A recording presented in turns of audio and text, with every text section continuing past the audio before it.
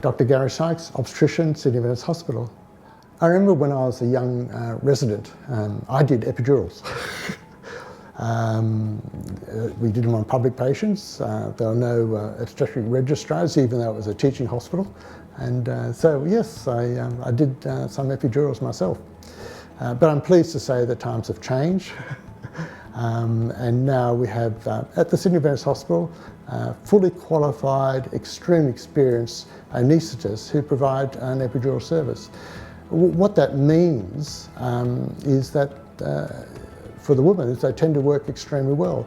Now, some women have a back, they can have more fibrous adhesions in that epidural space so that the anaesthetic fluid doesn't flow as well.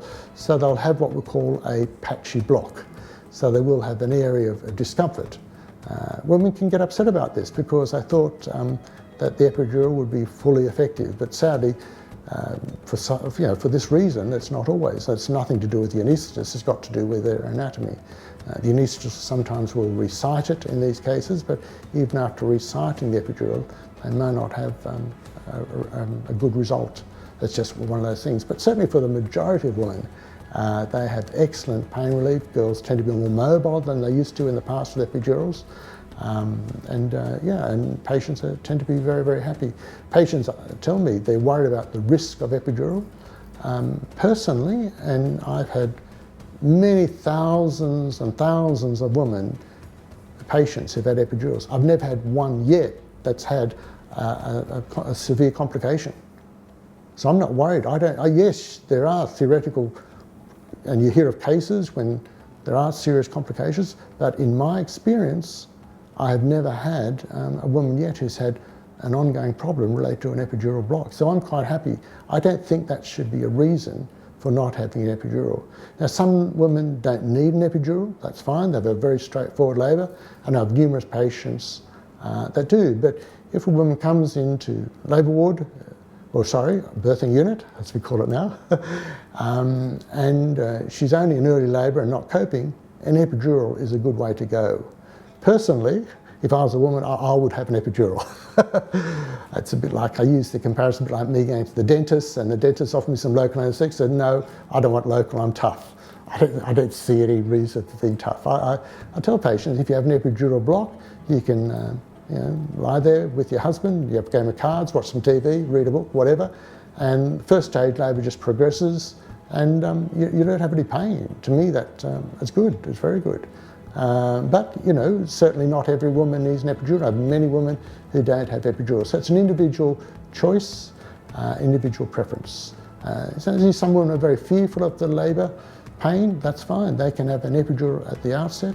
Some women elect to be induced where they want to have an epidural before the induction. They don't even want to have any discomfort related to being induced. That's fine as well. So everyone's a little bit different in how they approach this, and we can't generalise. We've got to give the women the right to make their own decisions, individual choice, rather than us having a bias and trying to steer a woman in a particular direction based on our bias. We talk through what is available and let them choose what they want to do with their labour and their childbirth experience. Now, when it comes to second stage, a lot of women hear that if they have an epidural, it's more likely they won't be able to push their baby out and they'll need an operative vaginal delivery. From my perspective, I don't agree with that.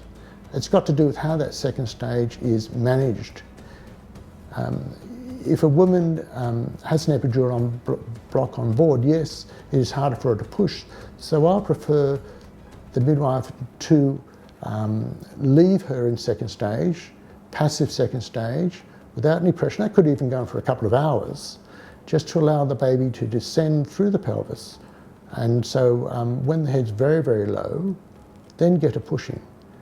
If she does that, then it's highly likely that she will have a normal vaginal delivery.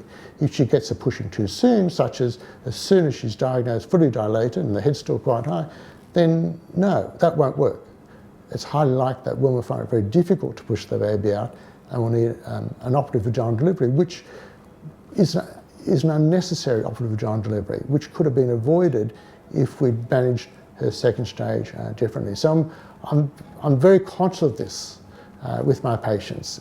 Just because they're in second stage doesn't mean to say it needs to be active second stage. We can leave them, allow the head to descend, and when the head's right down on that perineum, then she can start pushing the baby out. That optimises the chance of having a normal delivery and an intact perineum, which is the ultimate goal.